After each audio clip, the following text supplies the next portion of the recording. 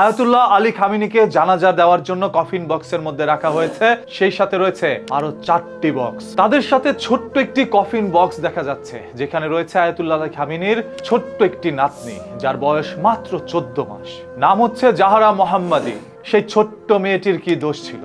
কাদের কারণে জীবন দিতে হয়েছে? তারাই আবার আজ বলছে আমি তো ভালো মানুষ, এই জন্য 7 দিনের ছুটি দিয়েছি আয়াতুল্লাহ আলী খামিনির জানাজার জন্য। এইভাবেই দাবি করছিলেন ডোনাল্ড ট্রাম্প। তিনি নাকি একজন ভালো মানুষ। সেই ভালো মানুষের হাতেই জীবন গিয়েছে একই পরিবারের 5 জন সদস্যের। সেই সাথে ইরানের প্রায় 4000 মানুষের জীবন গিয়েছে। 2.5 লক্ষের মতো মানুষ আহত হয়ে হসপিটালে ভর্তি হয়েছে। যে এরকম ভাবে মানুষের জীবন কেড়ে নিয়েছে, আহত করেছে, সেই নাকি একজন ভালো মানুষ। সেই ভালো মানুষের গল্প বলতে গেলে আজকের ভিডিওটি শেষ হবে না, তাই ছোট্ট করে একটু বলি। এই আয়াতুল্লাহ আলী খামিনি যেইভাবে জীবন দিয়েছে, এইভাবে জীবন দিয়েছিল আমাদের নবী রাসূলরাও। সেই নর পিশাচের হাতে জীবন গিয়েছিল নবী রাসূল এবং তার সাহাবীদের, সেইভাবে আজ জীবন গিয়েছে নবীর বংশধর আয়াতুল্লাহ আলী খামিনিরও। ছোট্ট একটি 14 মাসের বাচ্চা, তার কোনো দোষ ছিল না। কেন তার জীবনটা কেড়ে নেওয়া হয়েছে? আজ বিশ্বের বড় বড় জায়গা থেকে যখন আয়াতুল্লাহ আলী খামিনির জন্য দোয়া করার জন্য বা শ্রদ্ধা জানানোর জন্য আসছিলেন তার জানাজার নামাজে, তখন সেইখানে বাজানো হচ্ছিল ভিন্ন ভিন্ন আয়াত, যে আয়াতে এক একজনকে এক এক ভাবে গ্রহণ করা হচ্ছিল তার জানাজায়। যখন আফগান মন্ত্রী ও অন্যান্যরা আসলেন, তখন তেলাওয়াতকারী পড়া শুরু করলেন সূরা ফাতাহর প্রথম আয়াত, নিশ্চয়ই আমি আপনাকে একটি পরিপূর্ণ বিজয় দান করেছি। যখন সৌদি ডেলিগেশন সম্মান জানাতে আসলো, তখন ইরানি কারি পড়া শুরু করলেন সূরা আলে ইমরানের 3য় আয়াত, তোমাদের মধ্যে ইতিমধ্যেই 2টি বাণীর মুখোমুখি হওয়ার একটি নিদর্শন ছিল। একটি আল্লাহর পথে যুদ্ধ করেছিল এবং অন্যটি কাফেরদের। তারা নিজেদের চোখে দেখেছিল তাদের সংখ্যা তাদের নিজেদের সংখ্যার দ্বিগুণ, কিন্তু আল্লাহ যাকে ইচ্ছা তার বিজয় ধারা সাহায্য করেন। নিশ্চয়ই এর মধ্যে দূরদৃষ্টি সম্পূর্ণর জন্য একটি শিক্ষা রয়েছে।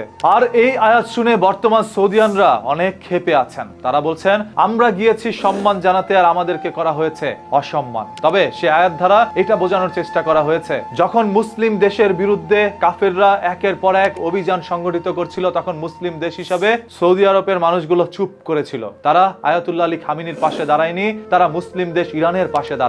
এই আয়াত ধারা এটাই বোঝানোর চেষ্টা করেছে। অন্যদিকে আফগানিস্তানদের জন্য সুসংবাদ দেওয়া হয়েছে বা বিজয়ের উল্লাস সে আয়াতের মাধ্যমে দেওয়া হয়েছে। বাংলাদেশ থেকেও যখন গিয়েছিল তাদেরকে অভিনন্দন জানানো হয়েছে। তবে শুধুমাত্র সৌদি আরবের মতো আরো অসংখ্য দেশকে এইভাবে তারা আয়াতের মাধ্যমেই বুঝিয়ে দিয়েছে তোমরাই সব থেকে বড় গাদ্দার, আর তোমাদের কারণেই একের পর এক সংগ্রামী বিদ্রোহীরা, সাহসীরা এইভাবেই জীবন দিচ্ছে। এই সূরাগুলো কিন্তু বর্তমান সময়ের নয়, এই সূরাগুলো আমাদের নবী সাহাবীর আমলের, যখন তারাও এরকম গাদ্দারের সম্মুখীন হয়েছে, তখন এই সূরাগুলো নাজিল হয়েছে, যা আজও বিশ্বের ঘটনার সাথে মিলে যায়। যতদিন পর্যন্ত এই বিশ্ব টিকে থাকবে ততদিন পর্যন্ত কোরআনের প্রতিটি আয়াত বাস্তবে আপনাদের সাথে মিলে যাবে, আজও যেটা মিলে গিয়েছে। সর্বশেষ আপনাদেরকে বলবো, যারা সেই নরপিশাচের হায়নার দলেরা রয়েছে, আপনি আমি আমরা সবাই সব সময় তাদের বিপক্ষেই থাকবো। তারা কতটুকু ভালো মানুষ সেটাই প্রকাশ করবেন জনসম্মুখে। প্রজন্মের পর প্রজন্ম যেন জানতে পারে সেই যুক্তরাষ্ট্র ইসরায়েল কিভাবে আয়াতুল্লাহ আলী খামিনি এবং তার 14 মাসের ছোট্ট নাতনিটিরও